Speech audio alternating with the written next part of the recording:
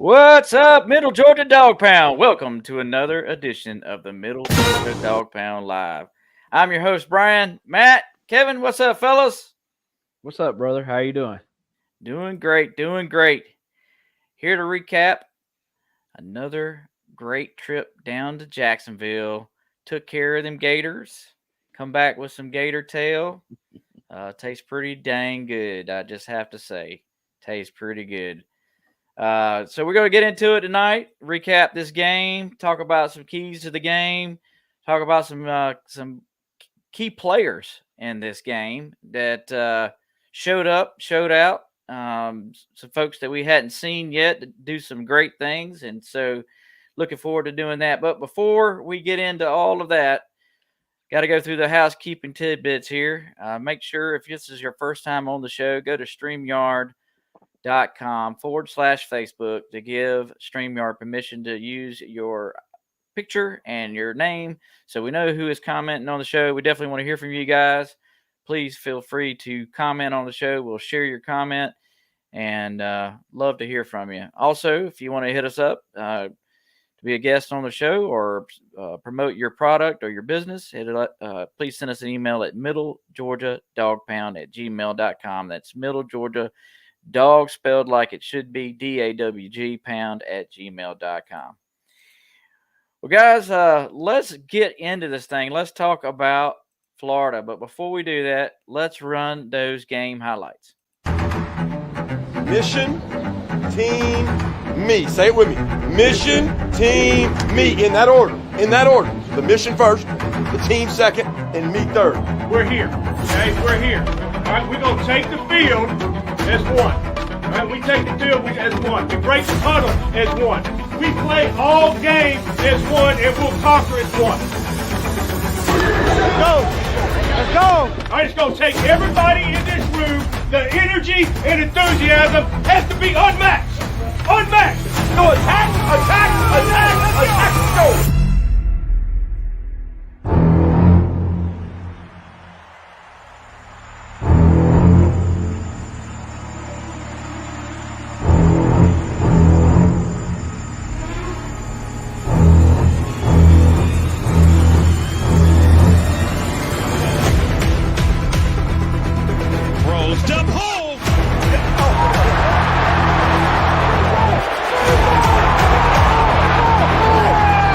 Middle. He's got a man at the 25.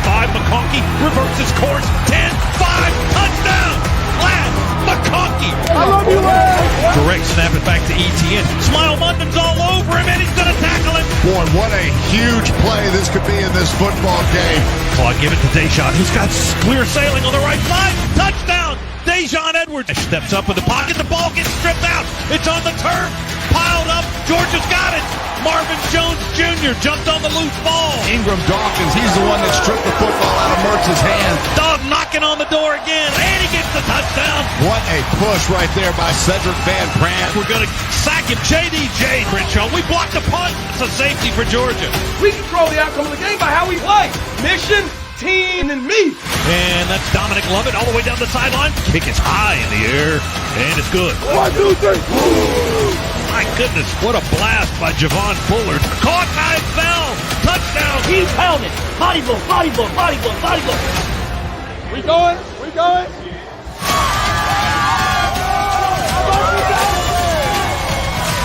Go Dogs.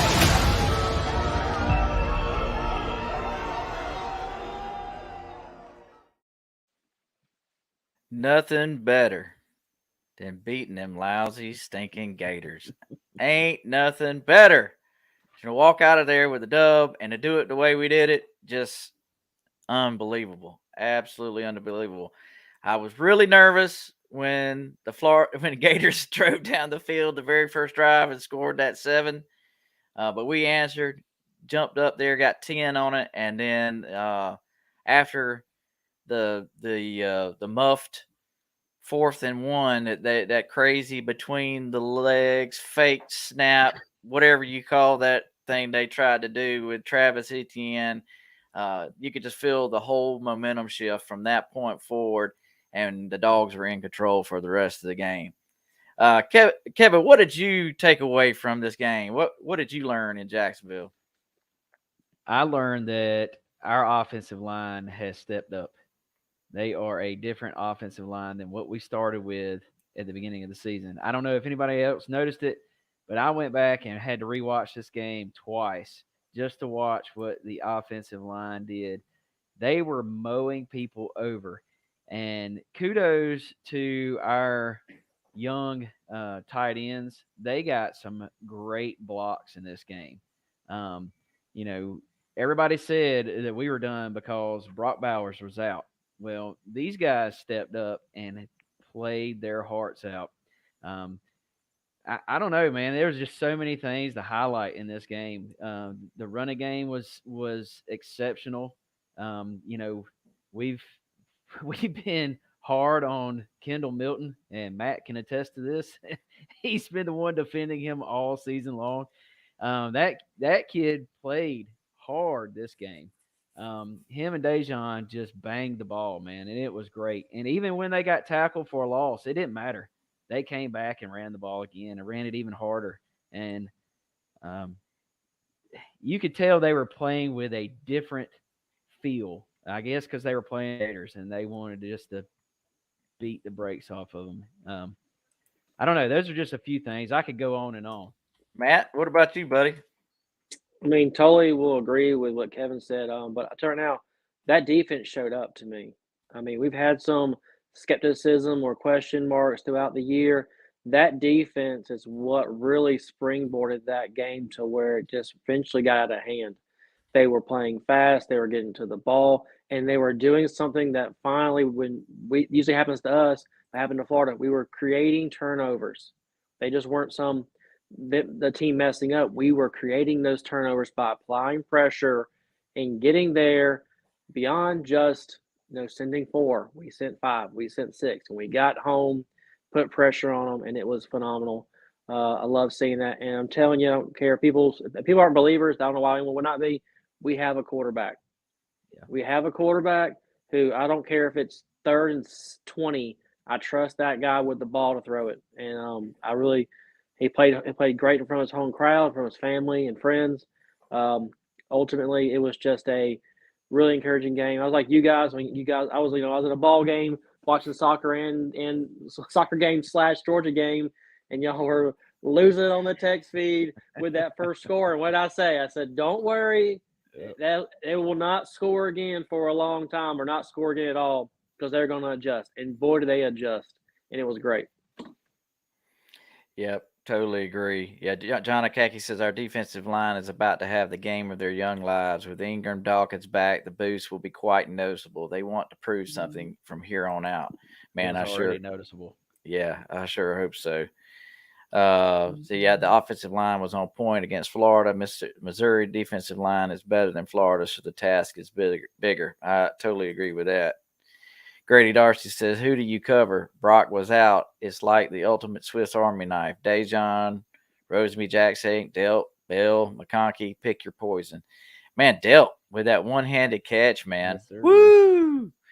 Shades of Brock Bowers right there, baby. I was like, yeah, let's go. Yeah, he definitely showed out for sure. Let's go. Yeah, I was thoroughly impressed with this fella right here. So I watched his press conference this week, and so I wanted to give you a little taste of how well spoken this young man is. Jalen, how would you assess the way you played against Florida? What did you like about what you're able to do, and anything you'd like to improve going forward? Right. You know, my mindset against Florida, I had a mission. You know, our mission was to go out there and dominate and do what we had to do. And, you know, I had to realize it wasn't just me out there; it was a team thing as well. And then, of course, it goes down to me as well. So my individual assessment of my own play, I felt like I had a pretty successful game. You know, rushing the passer. You know, just getting after him. You know, doing what I do best, and you know, just trying to keep that consistently. Georgia, it is 42-4 at home under Kirby Smart since he's been the coach here, and 3 of those losses were in the first year, so you haven't lost at home in a long time. As a player, can you describe what it's like? I mean, is there a feeling of invincibility? Is it the crowd? What is it? And obviously, you guys are good players with a good team, but I mean, if you had to put your finger on it, what makes you guys so hard to beat at home? I say this for all people who live. You know, you don't let a stranger come into your house. You don't let anybody come into your house and unwillingly do what they need to do. You know, you always protect your family and do what you need to do best. And protecting your family is our team, our fan base. You know, bringing our fan base into that as well. They bring a tremendous atmosphere for opposing people that come in here, and you know, having that atmosphere, you know, feeds off of us as well. That gets us pumped, gets us energized, and, you know, just being able to protect our house, you know, is just our key thing to do. He might be my new Nolan Smith off the edge, man. He brought it this week. We miss it. We've been missing an edge rusher, right? And Sure. he brought it this week. So I got one more video of him. You'll like this. Chip asked about the home wins. On the opposite end of the spectrum, is there a different sense of confidence that comes with going on the road and winning a game and proving to folks that you can win away from home, whether it be last year's game against Missouri that y'all clearly drew back on, or the second half comeback against Auburn this year? Right. You know, it's always a different atmosphere when you go on the road in the SEC. You know, it's very hard to win a game on the road in the SEC, and we don't take that for granted. Our biggest game against Auburn, you know, going in there as, you know, in their house, as they wanted to protect their house, you know, we just have to come in and follow our plan and our mission. You know, just go in, execute, take care of our business, and get out of there. So.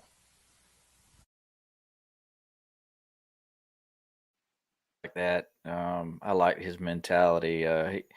He is a no nonsense guy, and definitely like that.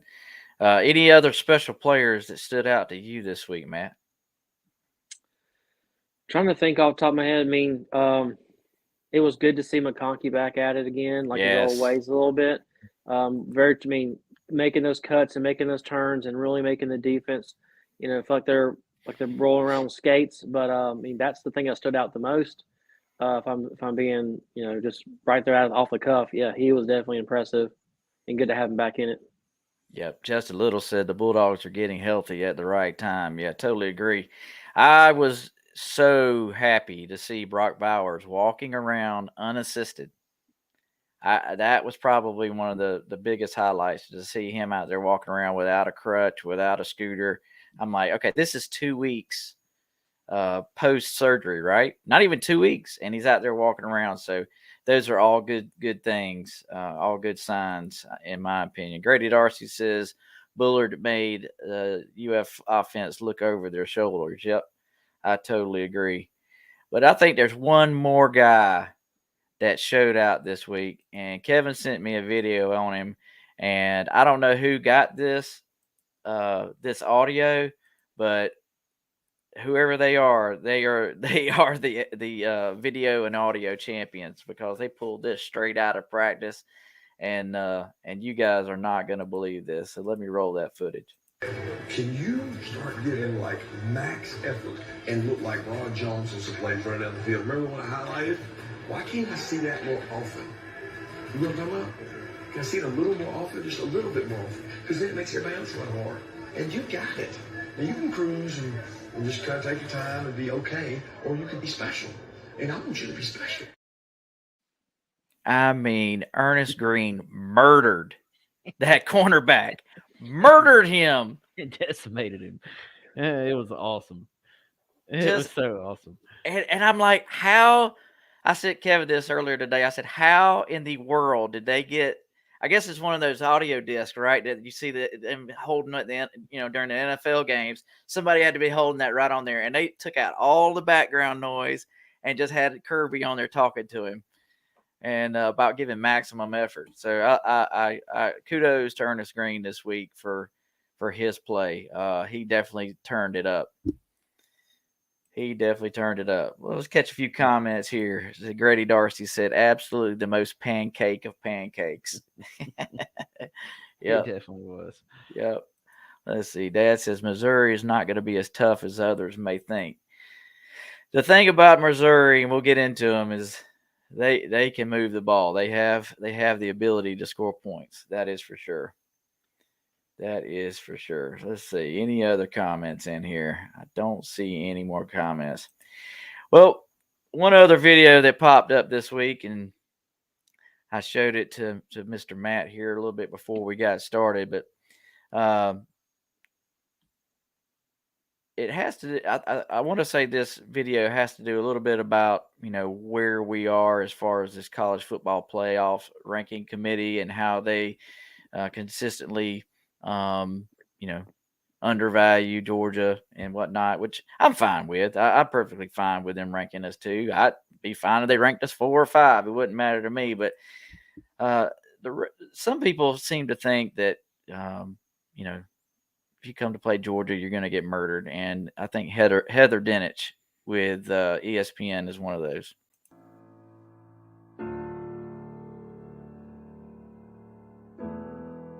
Millions of people ask the same question every day.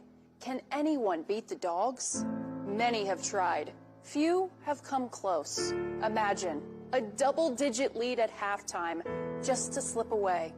A team barely given a chance falls just short. The pain of having hope, it affects all of us just the same. But we can help. Call in the next 30 minutes to receive your Georgia Broke My Soul kit, complete with team-specific excuses for the loss, a private phone call with Paul Feinbaum, and a photo of the last time your team beat the Dogs. Please call now, and 100% of the proceeds will go towards helping the next fan base deal with the pain of losing to Georgia again.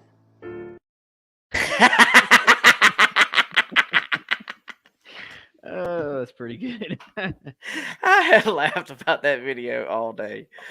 I couldn't wait to play that. That was amazing. That's like one of those rescue dog commercials with Sarah McLachlan in the background. That's definitely the music they should have had playing in the background. Yeah. In the arms of an angel. Yes. Grady Darcy says, Soul Snatcher, Kirby Smart, and the Enforcers. I love it. I love it. Let's see. Justin Little says the committee hung Missouri this week. Georgia will make a statement this weekend. Yep, I totally agree. Yep. Totally agree. Well, guys, any more comments? Anything else you wanted to feature about the Florida game before we move on to our next portion of the show? I don't know, but you may cover this later on. I just got a question. If anybody else saw it, they can comment. How was the punt return tackle on Muse, not a horse collar? Just got to put that out there. Yeah, I don't know. I do not know. I guess my assumption would be the ref thought all he did was grab jersey, and not actually get the actual pad. Okay. Well, but I think that's it. Though. I mean, I guess he's seen it real time. We saw replays, and so I don't know. Yeah, I don't know. And is that not does the replay official not have the ability to call down and stop that play? That's the other question. But anyway, not for penalties. I think there's only like 6 or 8 reasons they can stop the play. So, yeah, and I don't think that's one of them. Grady Darcy says, why did the Florida player have a UGA towel? I saw that too. I don't know. Dad says that was a horse collar, no question. Ken Lalonde says, how about the 3 face mask on the same penalty? Yeah, same play. Yeah. Yes, it was. And none got called. None of them. Justin Little says, okay, there it is. Yep. He said the same thing. Hunter Ivy says the refs were blind. The next play, they missed 3 face masks on the same play. Yep. Let's see. Todd Wilson says a towel is a towel. Well, guys, yeah, I'm so glad to, like I said before the last show, if there's one team that we got to beat every year, it's got to be Florida. Got to be Florida. I hate them jokers that made my life and the as a young adult a living heck because I I used to get ragged about Florida beating us every single year, and so I actually hated it. So, all right, well, we're at that point now to move on here to a little section that we like to call Paul's Calls.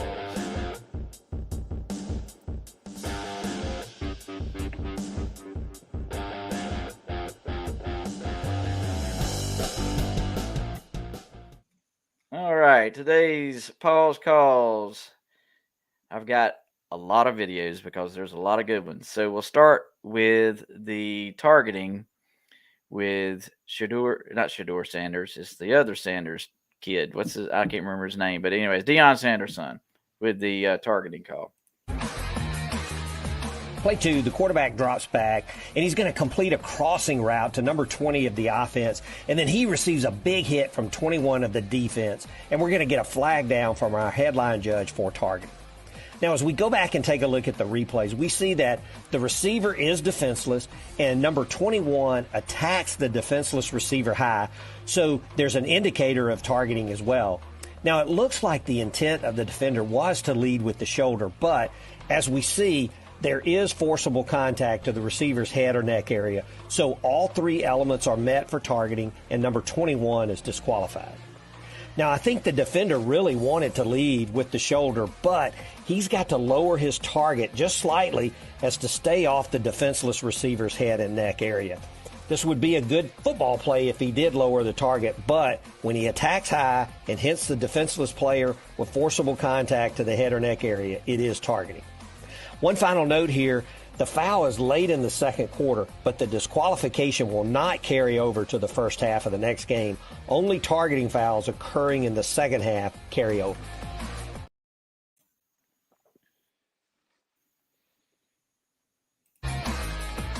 Play 3 is an illustration of our blocking below the waist rule. And remember that we made a change for player safety that only allows blocking below the waist in the tackle box. And for the defense specifically, blocking below the waist is only allowed on the initial line charge for defenders lined up in a stationary position within demonstration. Well, that one is not working, so I don't know what happened with that one. We'll skip to the third one. Play 4 is an extra point play after touchdown, and the offense is lined up in a wide spread out formation. Now, the formation is legal with only 4 backs, and since the offense is not in a scrimmage kick formation, they must meet the requirement of 5 linemen numbered 50 to 79, and they do here. Now, many times the offense, if they don't sense an advantage by formation, they'll just shift back into a normal scrimmage kick formation and try a 1-point kick on the extra point. But here, the snapper's going to flip the ball out, but the umpire is going to get his flag out and shut the play down for an illegal snap. Now, the rule states that legally snapping the ball is handing or passing it backward from its position on the ground with a quick and continuous motion of the hand or hands, and the ball actually leaving the hand or hands in this motion. The snap need not be between the snapper's legs, but to be legal, it must be quick and continuous backward motion. And finally, it's not a legal snap if the ball is first moved forward or if the ball is lifted. And what we see here, clearly the snapper lifts the ball and then he flips it to the back on the right side of the formation. So this is a correct call by our umpire since the action of the snap was not quick and continuous backward motion. This is a 5-yard penalty, and the offense will run their try from the 8-yard line. Play 5, the quarterback drops back. He rolls to his right. He's going to throw downfield. The ball's tipped by a defender and then caught by 0 of the offense for a first down, and that's the ruling on the field. Now, there's a lot to break down on this play, and let's first focus on the action by 0. He clearly goes out of bounds on his own, so we know that he loses his eligibility and he can't be the first to touch a legal forward pass. But as we go back and look upfield, we see number 30 of the defense. He's going to tip the ball. And by rule, when the defense touches a legal forward pass, all players become eligible. So Zero is now eligible, but he must reestablish back inbounds to catch the pass. And as we watch Zero, initially his left foot is out of bounds. He lifts it and the right foot is inbounds, so he's reestablished, but the left foot's going to come down again out of bounds. And then when the left foot comes up again, the question is, does the right foot of the receiver touch back down inbounds, reestablishing Zero before he touches the ball? It's very tight. I don't think he's reestablished, but it's not clear and obvious here. And then ultimately he catches the ball inbounds, and replay is going to let this play stand. This play is tough to officiate in super slow motion. I really like that one. But I got one more. Our last play, we're late in a one-score game with the offense leading. They face 3rd and 9 with 58 seconds remaining, and the quarterback's just going to keep the ball up the middle to bring up 4th down. And then we're going to have a defender go down injured, and we stop the clock at 44 seconds for an injury timeout. Now, since we're under 1 minute and the injury timeout is the only reason we stop the clock, the offense can elect a 10-second runoff here. And since the defense is out of timeouts, then they can't avoid the runoff. Now, the referee's going to go over to the defensive coach and explain what is about to happen, and then we get a good announcement. The defensive injury carries a 10-second subtraction. Time kicker, please set the game clock to 34 seconds. The play clock will be set at 40, and will start on the referee's whistle. Now, anytime we have a defensive injury, by rule, the play clock is set to 40 seconds. It's set to 25 if we have an offensive injury, but here it's set to 40, and with the 10-second runoff, the game clock is set to 34 seconds. With the play clock at 40 and the referee starts the clock on the ready for play, the offense does not have to snap the ball again. The game is over. Yeah, that was crazy. Those last two, I've never seen anything like that happen before. So I was like, oh, I gotta show these. These are great. Thanks to Paul Patrisco for sending those over again. Great stuff every week, and we truly appreciate it right here on the Middle Georgia Dog Pound. That's something you're not going to get anywhere else, guys. Only here. So thanks, Paul, for sending those videos. Well, guys, we're at that point now. Let's get into this. Let's talk about Missouri, and to get us kicked off, we got to run that Missouri game trailer. And Georgia's going to escape mid-Missouri with a win. Ultimately, we had the opportunity to kind of create our identity through that game. A lot of adversity that game when we went to Missouri last year. So just seeing the team come together, not bow our heads, and we knew how to handle it. You better enjoy it, or why'd you get in it? And that's what you come to this big league to play. You play in these big games like this one. 10-5, touchdown, Ladd McConkey. Dump it over in the end zone, touchdown, It's us versus them. This is who this team is, and you have to accept the challenge and be able to execute at your highest level.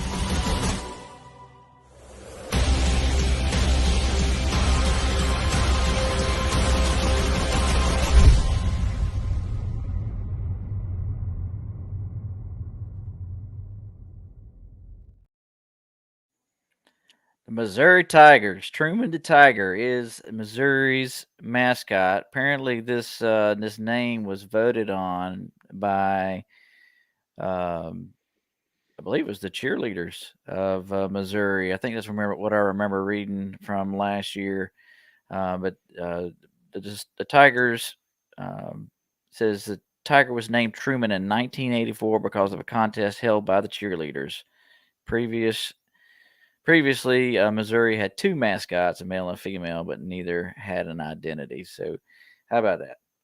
Good, interesting information about the Missouri Tigers there. So the head coach is Elia Drinkwitz. You guys know he came from Appalachian State. Before that, he was the offensive coordinator and quarterback coach at NC State.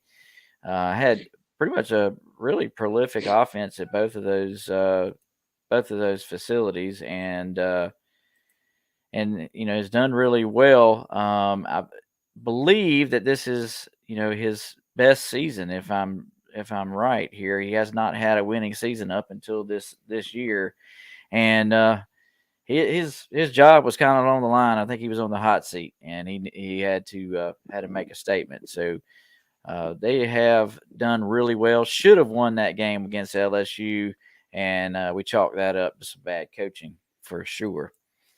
All right, Matt, it is your turn, my friend. Bring us up to speed on the offensive positions, if you will, sir. All right, y'all. So as we talk about the offense, let's just go ahead with some just overarching the total offense, some numbers and some stats there. So they are the 73rd rushing offense in the country, which is about middle of the pack for the country. They run the ball pretty well. They actually run more than they pass statistically, not by yards, but by attempts. So we will definitely see probably around a 60-40 rush pass for them normally. But they are the 17th rated passing team in the entire country, which is really solid, pretty solid. And we'll see that moving forward, even into next week when we play Ole Miss. We'll see another passing offense. This is a good prelude game to the next game next week, and so we're building up that intensity, they're building up those hard games to really get us into postseason. As we look, so that makes them the 30th total offense in the entire country, which is still a solid team. They put about 34 points a game, and like Brian alluded to it earlier in the show, they can move the ball. They are a solid team. They're going to have opportunities. They have playmakers, and they're going to move the ball. They're going to score some points. That's to be expected. As we get to start off here, we'll start with some players. Their starting quarterback here is Mr. Cook. I will go ahead and say now he has the worst cartoon haircut I've ever seen in my entire life, but that's here nor there. But he's got a passing grade about 2,200 yards so far this year, 15 touchdowns, only 3 interceptions. So he takes care of the ball really well. He's also rushed. He's our third leading rusher with 134 yards rushing with 5 touchdowns rushing. So total 20 touchdowns alone for this guy. So he's a great player. He's a really good player. We've seen him play over the last 4 years for them. We've seen him grow and mature over these last 3-4 years at Missouri. So he's definitely a really good player, guy who's going to be able to manage the game really well for them and move the ball and really be their general out there on the field. As we get into their running backs, I got 2 feature running backs here for them. We know Schrader and Pete, they were both there last year. But last year kind of seemed like Pete was their main guy, but this year really has taken on Schrader. He's got over 800 yards rushing so far this year. He's got 9 touchdowns. He averages almost 6 yards a carry, which is really, really good. He also has 61 yards receiving. He's had 4 100-yard games this year so far. He is so far in this year, he's number 15 in rushing yards in the entire country. So he is solid. If y'all remember last year's game, he took off that run and we tackled him at the 1-yard line. That may have been that game-saving tackle for us, honestly. But he can move. We know he can move. We know he's a good running back. He has proven it game in, game out this year. So he's definitely a weapon we're going to have to contain like we did Ray Davis at Kentucky. The next guy, like I said, is Pete. He's got 274 rushing yards, 2 touchdowns, still averaging, about a little over 4 yards a carry. He also has 81 receiving yards. So this guy's well get used in the pass game as well. So we got to watch those wheel routes and those screen passes and stuff for these guys to get the ball. It's definitely going to happen. As we move into the receivers, we do know they have one main receiver. It is Burden there, Burden the third. Everybody wanted this guy as a 5-star guy coming out of high school. We wanted him, and he stayed home. So I give him kudos for staying home and playing for his home team in front of his family and friends. I love that. I can commend that. But he is in yards. He is the number 5 rated player in the entire country when it comes to receiving yards this year. He is stellar, 905 yards, 6 touchdowns, averaging almost 15 yards a catch. He has had at least 95 or more yards in every game besides one. In that one game, he had like 87 yards. So he is their main target. He has, I think, like 61 receptions, The next person down, which we see was Theo.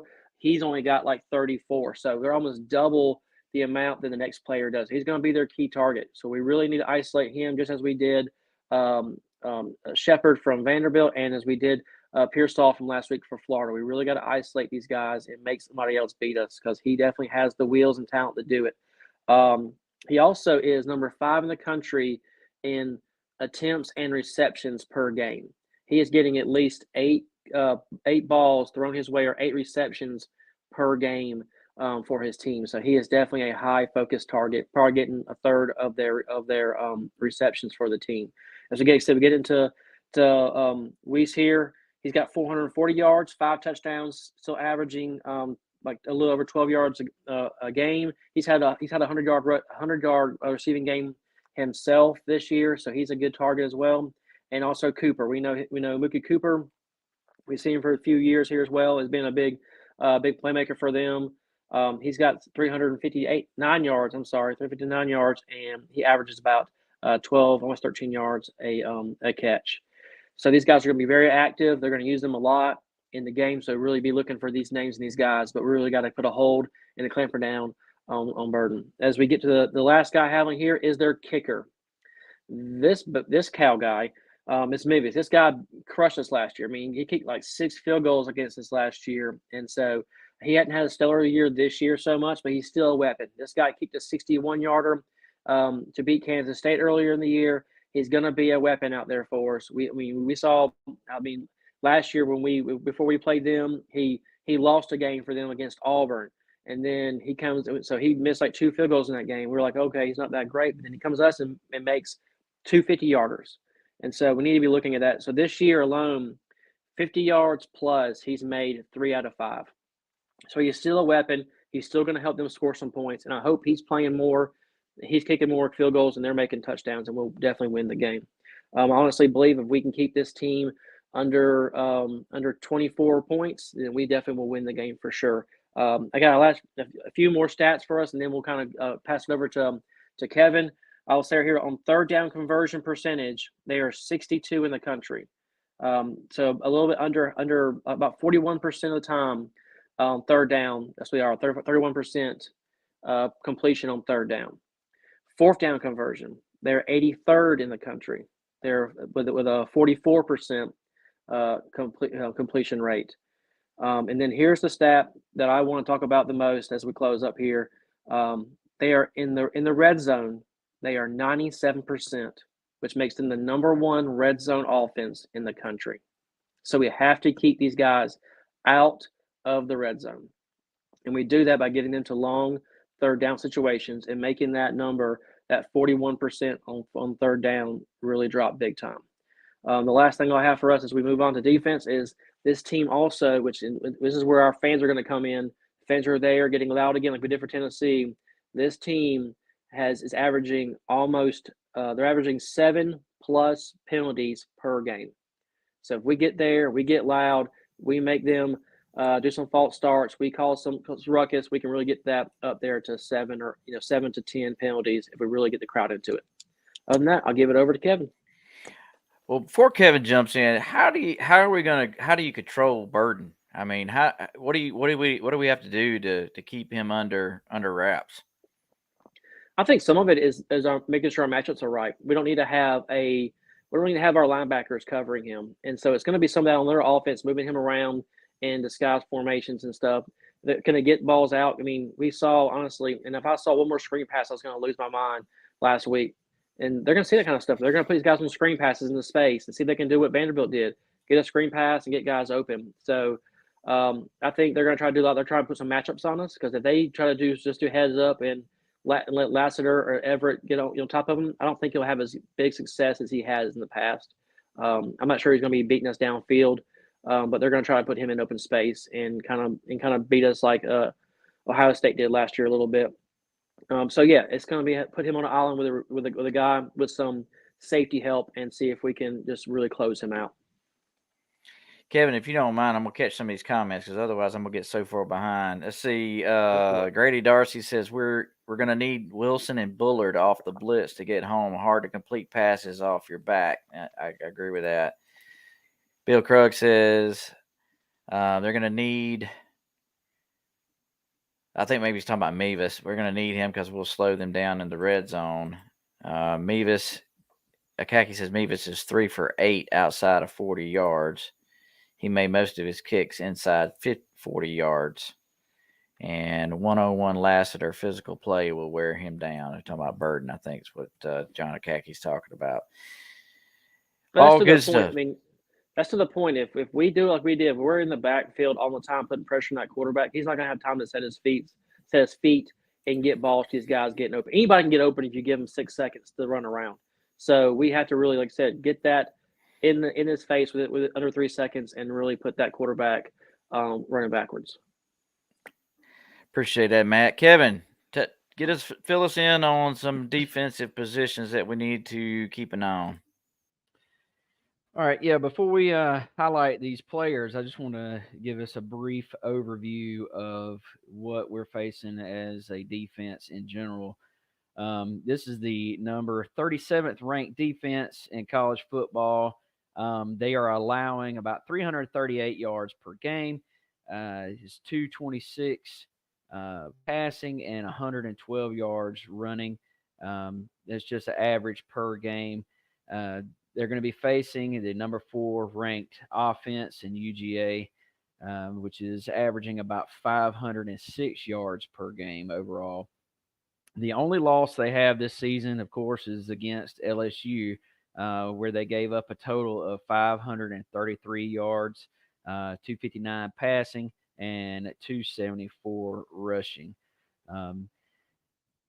So the first couple of guys that I wanted to highlight are a couple of defensive ends.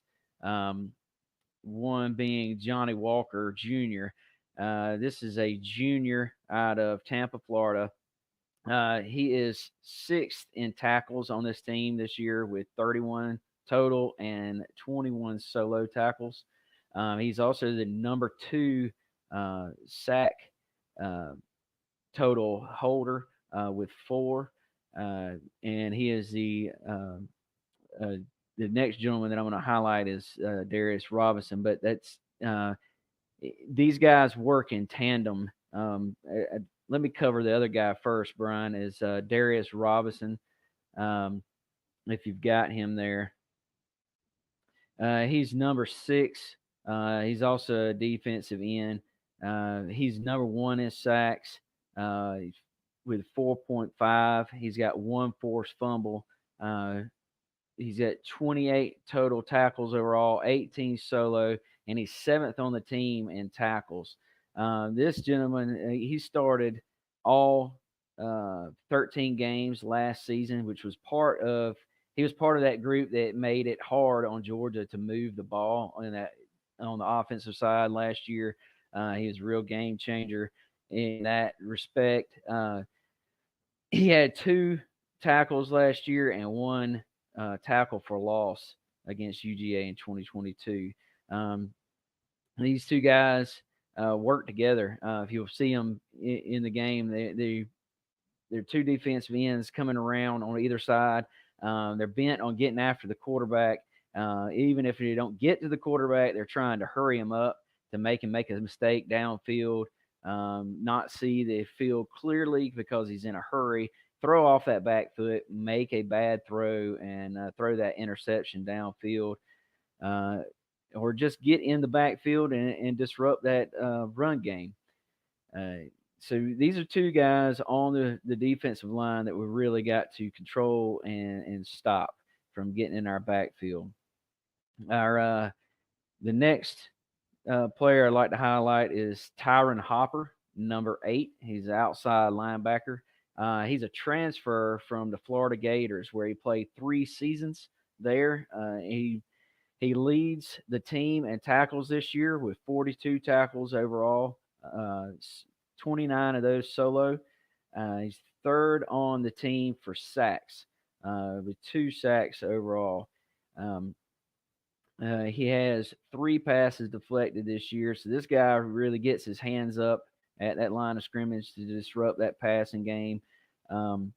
He played in 13 games last season.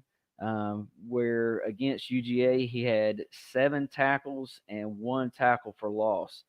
So this is yet another guy that has been experienced and seen us play from last year. And that's going to be the key. They have a lot of experience coming back on the defensive side of the ball. I think that's what makes this defense more dangerous this year than it was last year. And lastly, we have a safety, Joseph Charleston, number 28. This guy is a Georgia native out of Milton, Georgia. He is a transfer from Clemson, where he played 3 seasons under Brent Venables there under that defensive scheme. So this guy is a well-versed defensive safety. He's got a lot of experience, a lot of background. He's second in tackles overall on the team with 41 total tackles, 21 solo. Last year, he started in 12 games, and he had 10 tackles in that game against us last year. These are all just players that I found that, except for Johnny Walker, that played against UGA last year that had a major impact in stopping Georgia's offensive game. And these guys, as you can see, one of them is a former Gator, so he already hates Georgia. And these guys are going to come in and they have, something to prove, something to catch back up on, after that loss, that tough loss at their home field. So all 4 of these guys are going to be looking to be that, make a name and make a difference in this game, be a difference maker. But just some guys that we need to watch out for on the defensive side.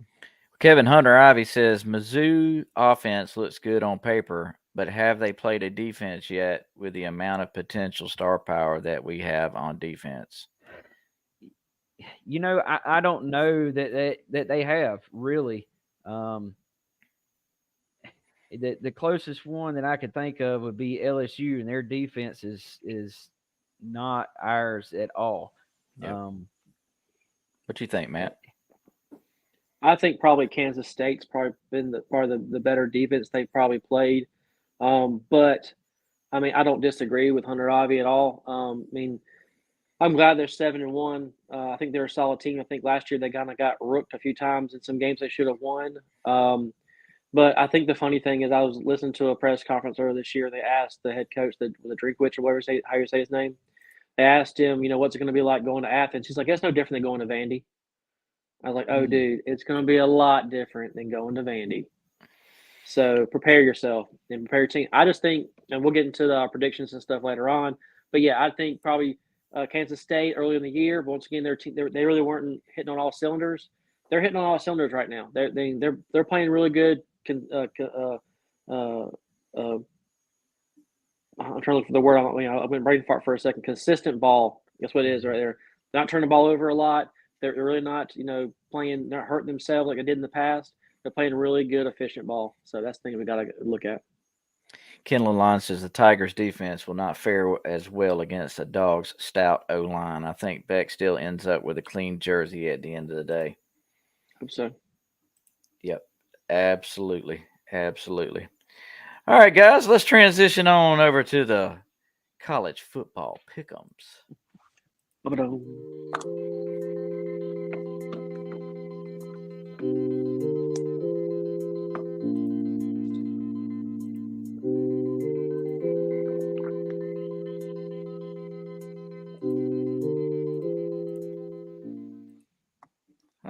All right.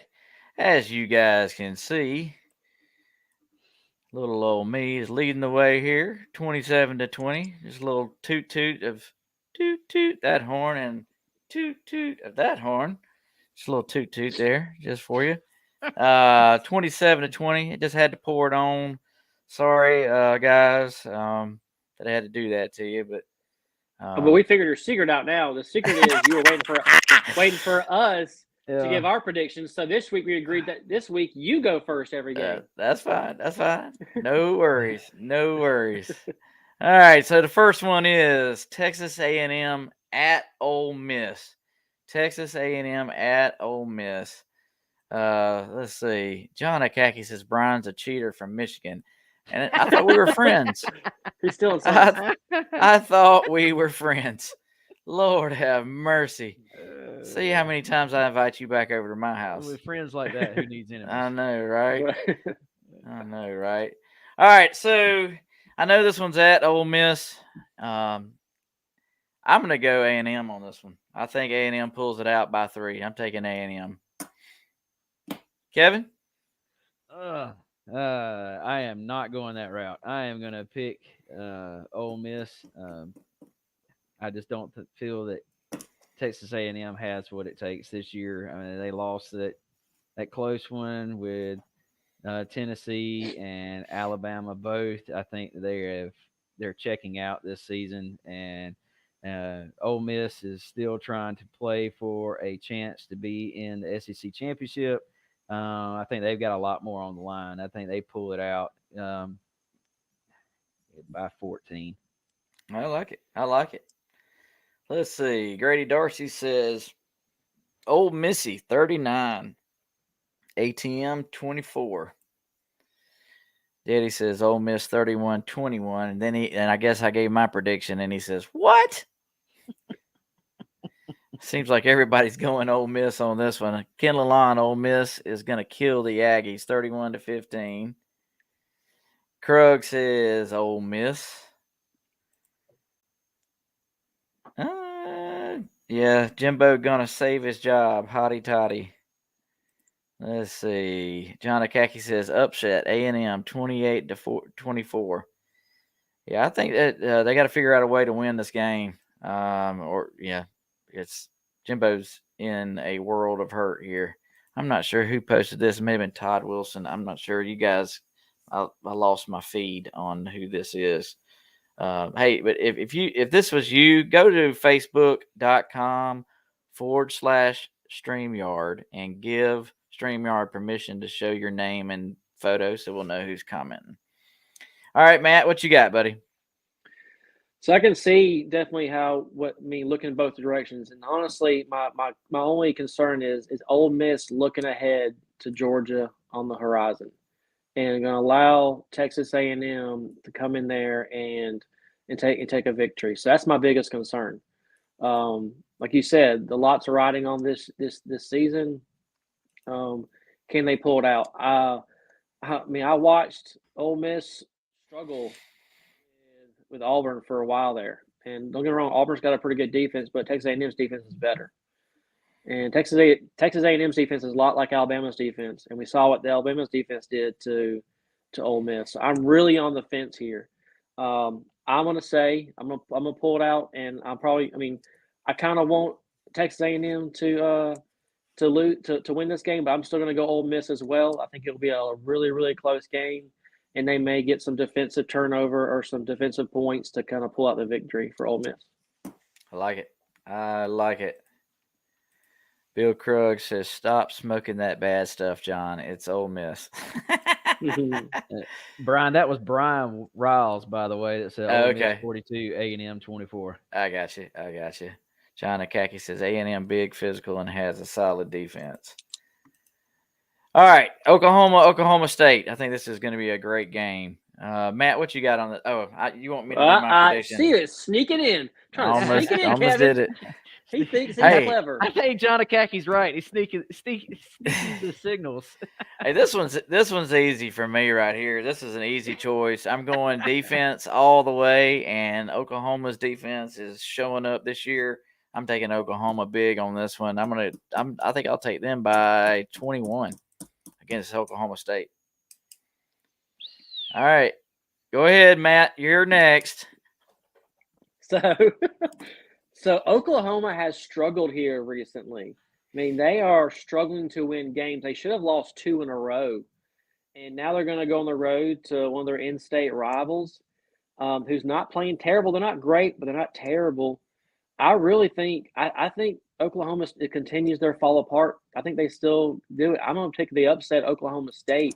I think it's a really close game. And like I said, I could be completely wrong. and it could only be a blowout on Oklahoma because they're trying to get payback for their loss last week.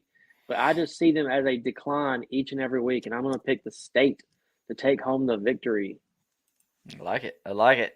Brian Ryle says Oklahoma 38, State 17. Grady Darcy says Oklahoma 27, State 10. Dad says Oklahoma wins 41-24. Akaki says Stillwater loses by 10. Ken Lalonde says Oklahoma beats Oklahoma State close. Wow. Krug says Matt's right. OSU will upset the Sooners. That would be interesting. And Hunter Ivy says Oklahoma State by 7. Wow. We got a split jury on this one. Kevin, what do you say?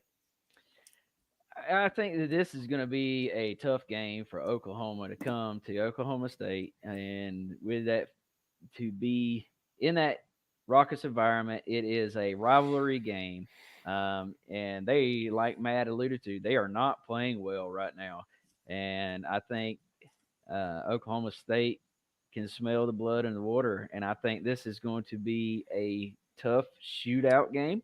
But I think in the end, the momentum is going to be with Oklahoma State because it is at their home field. I've got them with a close win, like 44-41. Wow. Like it. I like it. All right. Texas and Kansas State. Kevin, you chose this one. I know Quinn Ewers is out, and that what's his name, Malik Murphy is the backup. I think he is perfectly capable. He's got plenty of playing time. I think he played last year for Quinn Ewers. I don't see any reason why Texas can't take care of business. So I'm going Texas by 14. All right, Kevin. So you're next. You're the one that wanted this game in here. This one, it just stuck out to me because for whatever reason, Kansas State is just on this hot streak. They shut out Houston this past week, 41-0. Texas has their injured quarterback, which is going to kind of throw off the rhythm of things in their offensive game. I think that I know it's going to be played at Texas, but I saw this one, and this was just, I think there's just due for an upset right here. I think Kansas State pulls this one off. And I think they pull it off by 10. I think it's going to be 41. Let's say 41-31. I like it. I like it.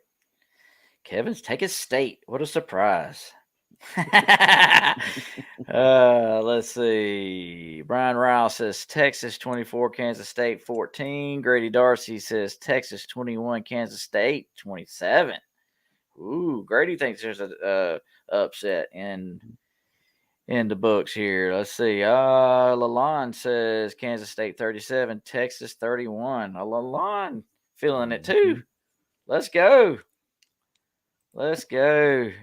John Akaki says Dorothy by 3. Diddy says Texas is going to win. Let's see. Hunter Ivy says another upset. Kansas State by 7, 42-53. Dang, everybody's going Kansas State here. Wow, Kevin, you might be on to something. You might be on to something. So Hunter Ivy says he didn't mean to put 53, meant 35. Gotcha. All right, Matt. What's your prediction, sir? And because Kevin picked this game, I'm going the opposite. I'm going Texas. Because right now, me and Kevin are lining up with the same scores, and I look at his previous record, and I'm like, I got to back off somewhere in this. So, but no, I think this quarterback is filling in. I think he's still riding high from last week's game. I think he'll struggle this week. I really do. But I think he'll have enough to have the win for them. I do think if he continues on through the rest of the season, he's going to lose them a game because the experience is just going to wear itself thin, and that hype of playing will eventually run out like it does for most of these guys who come in and have a great first game because people don't know how to play for them. Now they got some tape on them now. Kansas State has some tape from last week's game they're going to use against him. So I would look, if he continues to be the quarterback, teams are going to figure his style out. And if eventually beat them as well if he remains the quarterback this season. So I'm going to go with Texas. I like it. I like it. All right, Washington and USC. I'm going Washington because USC has decided that they are going to bow out for the rest of the season. Washington, I think, takes care of business. Their quarterback is flying high.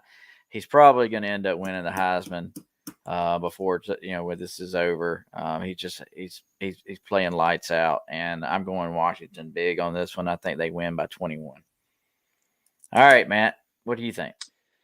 So this is one of the games I picked. I hate the West Coast. Don't get me wrong. I hate watching these pack whatever the hell they're called now, Pac-12, 15, 16, Pac-2, whatever they'll be next year. Games. And USC has a terrible defense. They are so bad. It makes me smile every time I watch these scores come across the board. It makes me laugh at Bear every time I think about this. But every Washington time he said that the defense was no different than Georgia's. Yeah, exactly. But Washington is like Oklahoma to me. Since their big win, they have struggled and they have barely beaten teams. Like we talked about before the show, if it wasn't for a pick six, they would have lost their previous game. Before that, if it wasn't for a terrible 2-point conversion call, they would have lost that game. So these guys are just barely hanging on to. Almost like they topped themselves out for that one win. I still think Washington will win, but I think it'll be a lot closer than we're expecting with these two teams. Let's see. Brian Rouse says Washington 41, USC 28. Daddy says Washington 47-24. Maybe Bear gets thrown out of the game again. Yeah, I remember seeing that. It was a targeting call, right? Let's see. Grady Darcy 41-31. Bear Alexander hibernates at halftime. Bill Krug called me a wimp. Washington by 20. All right, let's see. Ken Lalonde says 42-37 Washington. I like it. John Akaki says Washington names the score. Huskies 45-24. Hunter Ivy says Washington in a high-scoring game, 63. Hunter, woo. I think it's. I think it'll be a basketball score. I think it'll be in the 50s. Really? Like one team's going to get to 50. And it could be Washington. Easily can get 52, 54 points. Wow. They're going to score too, so it's going to be back and forth. It's a little basketball score we'll see at the end of this thing. Kevin, what do you think? I think that you were on to something. USC, I'm going back and look at these scores the past 5 games, and really they should have lost every one of those. Excluding the Notre Dame game. Notre Dame just kind of pooched themselves. But Washington is just on to something, and USC is just complete trash. I got Washington winning big 47-27.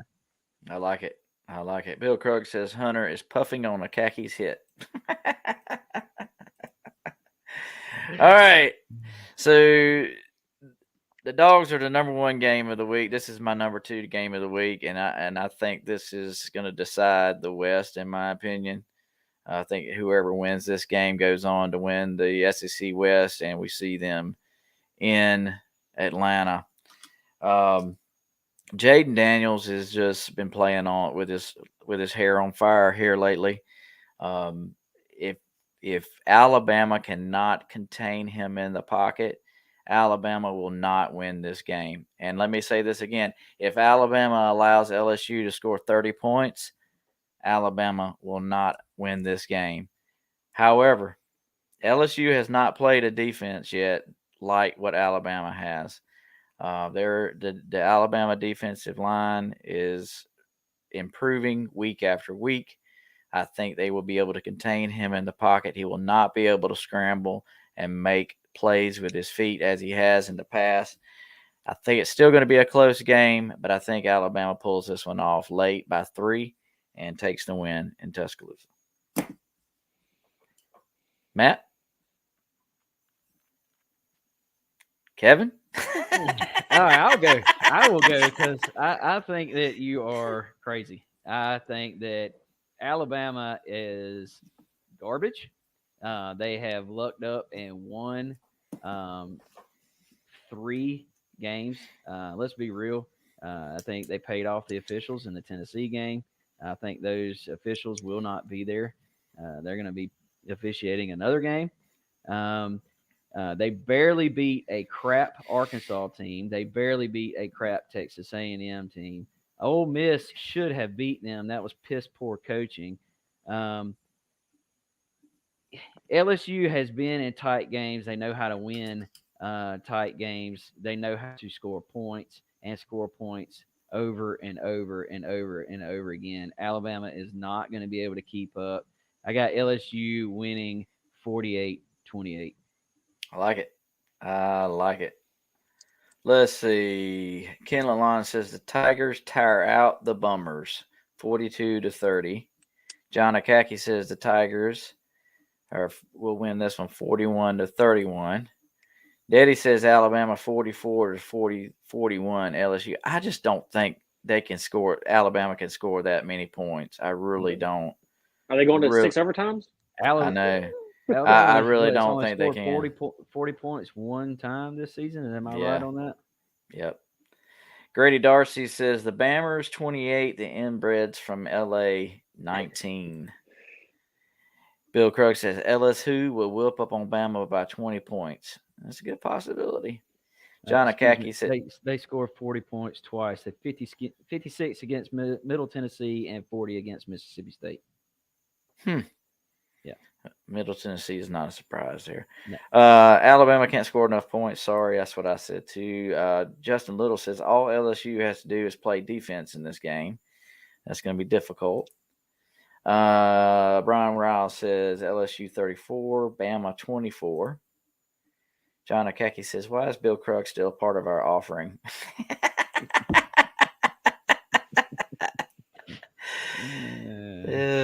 All right. Hunter Ivy says this game boils down to LSU offense versus Bama defense. I totally agree with that. LSU big in Tuscaloosa 45-24. All right, Matt, you're on the clock. So I agree with both of you so much. I think like Brian's point on how much this game, the hands of the quarterback for LSU will be. I think they will take a little bit out of Tennessee's playbook, and they will run that quarterback all day long if it takes to beat Alabama. And I don't think they'll have a second half meltdown like Tennessee did.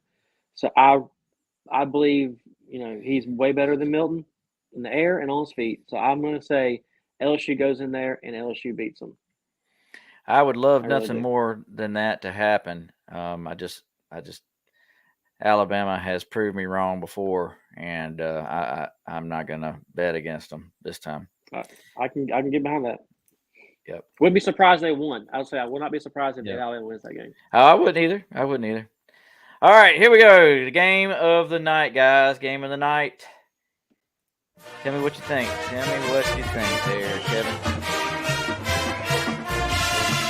Now, this is not going to be the game from last year. Missouri has got to come to Athens. They've got to come to Dooley Field and play at Sanford Stadium. This is not going to be the same team that they faced last year. These are guys that are young. They've got something to prove themselves. They are just beginning to get healthy at the right time, and I think they are about to get their wheels under them. This is going to be a game of attrition, no doubt. We've got to stop that quarterback play. I think this is another game that the fans will play a big part in this game, and if you're going to be there, you better be loud. That's right. And so I think this is going to be a big time game, and it's obviously a ranked game. This is where our season starts. Really, we're about to play all our ranked opponents right here. I got Georgia upsetting the Missouri Tigers 45-21. I like it. Daddy says 47-23. Ken Lalonde says 42-24. Brian Rouse says the Dogs are going to open up a can of whoop ass. Dogs 45-17. I like it. John Akaki says Dogs 45, 17. Defensively, our best game yet. I like that idea too. All right, Matt, what you think, buddy? So I'm looking at this, like Kevin showed out a little bit on defense. I'm looking at this Missouri team, and they are led with a bunch of seniors. They got a senior quarterback. They got senior running backs. They got senior wide receivers, senior kicker, and then all the guys on defense that Kevin alluded to who are there from last year. They have a very mature team, but it is not the same when you come to Athens and play. So I think it's going to be a closer game than the point spread's saying. I know it's saying 15, and that to me seems really hard pressed. I can see it happening though. We're going to have to not have turnovers like we did last week. We're going to have to create turnovers. We're going to have to deflate their the momentum, and we cannot allow explosive plays. If we allow explosive plays and we have turnovers, it's going to be a terrible night for us, in my opinion.